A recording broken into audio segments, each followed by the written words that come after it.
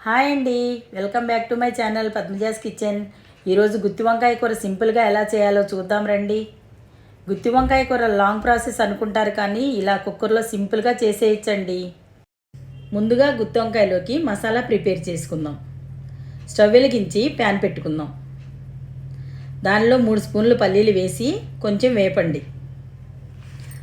దానిలో 2 స్పూన్లు ధనియాలు, 3 యాలకులు, 4 లవంగాలు, కొంచెం చెక్క, 7 జీడిపప్పు,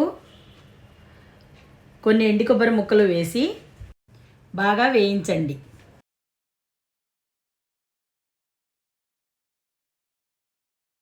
దీనిలో 3 స్పూన్ల నువ్వులు వేసుకొని చటపటామనే వరకు వేయించి పక్కన పెట్టి చల్లారనివ్వండి. ఇప్పుడు మిక్సీ జార్ తీసుకుని వేయించిన మసాలాలను జార్లో వేసి దానిలో 2.5 స్పూన్లు కారం, 1/2 స్పూన్ పసుపు, 2 స్పూన్లు ఉప్పు, 1 స్పూను అల్లం వెల్లుల్లి పేస్ట్ వేసి మూత పెట్టి బాగా గ్రైండ్ చేయండి.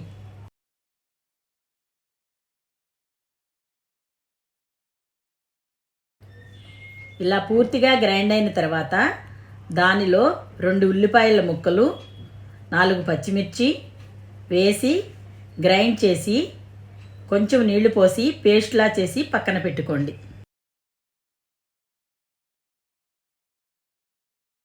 వంకాయలను శుభ్రంగా కడిగి ఒక ప్లేట్లోకి తీసుకోండి. నేను 1/2 కేజీ వంకాయలు తీసుకున్నానండి. వీటికి కరెక్ట్ మెజర్మెంట్స్ చెప్తున్నాను, మీరు కూడా అలాగే చేసుకోండి. ముందుగా బౌల్లో వాటర్ తీసుకుని దానిలో 1 స్పూను రాక్ సాల్ట్ వేసి పక్కన పెట్టండి. ఇప్పుడు వంకాయల్ని ఒక్కొక్కటి తీసుకుని ఇలా 4 భాగాలుగా కట్ చేసి పుచ్చులు లేకుండా చూసి ఉప్పు నీటిలో వేసుకోండి.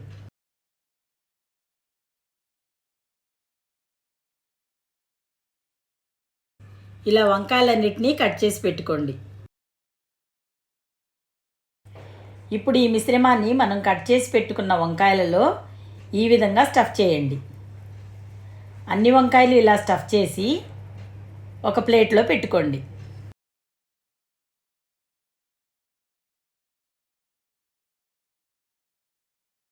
అన్నీ ఒకే సైజు వంకాయలు తీసుకుంటే ఈవెన్గా ఫ్రై అవుతాయండి.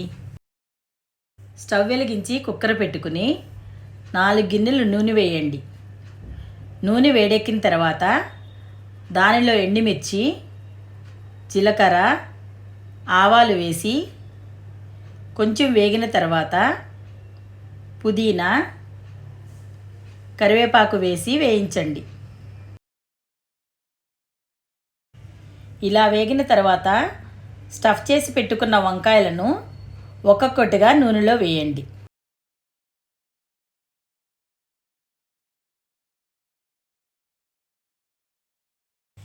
దీనిని ఒకసారి కలిపి స్టఫ్ చేయగా మిగిలిన మిశ్రమాన్ని కూడా వేయండి.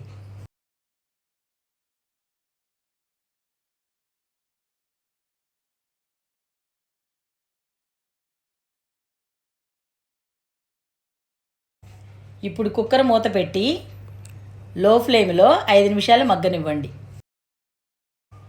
5 నిమిషాల తర్వాత ఒకసారి కలిపి దానిలో కొన్ని వాటర్ పోయండి.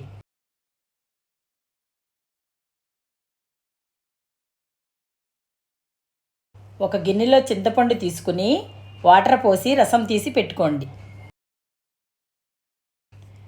ఇప్పుడు దీంట్లో ముందుగా తీసి పెట్టుకున్న చింతపండు రసాన్ని వేయండి. ఒకసారి కలిపి కొంచెం కసూరి మెంతి వేసి బాగా కలిపి కుక్కర్ మూత పెట్టి 2 విజిల్స్ వచ్చే వరకు ఉంచండి.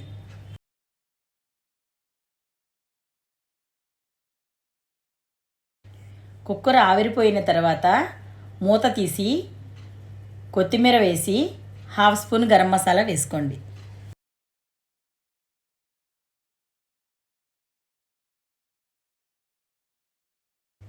ఇప్పుడు వంకాయ ఉడికిందో లేదో చూద్దామండి. వంకాయ పూర్తిగా ఉడికిపోయింది. సింపుల్గా టేస్టీగా చేసే గుత్తి వంకాయ కూర రెడీ అయిందండి. మీరు కూడా ట్రై చేసి చూడండి. గుత్తి వంకాయ కర్రీ బగారా రైస్లో, వైట్ రైస్లో కూడా చాలా బాగుంటుందండి. బగారా రైస్ వీడియో ఆల్రెడీ నా ఛానల్లో ఉందండి, ఒకసారి చెక్ చేయండి. మా వీడియో మీకు నచ్చినట్లయితే లైక్ చేయండి, షేర్ చేయండి, సబ్స్క్రైబ్ చేయండి.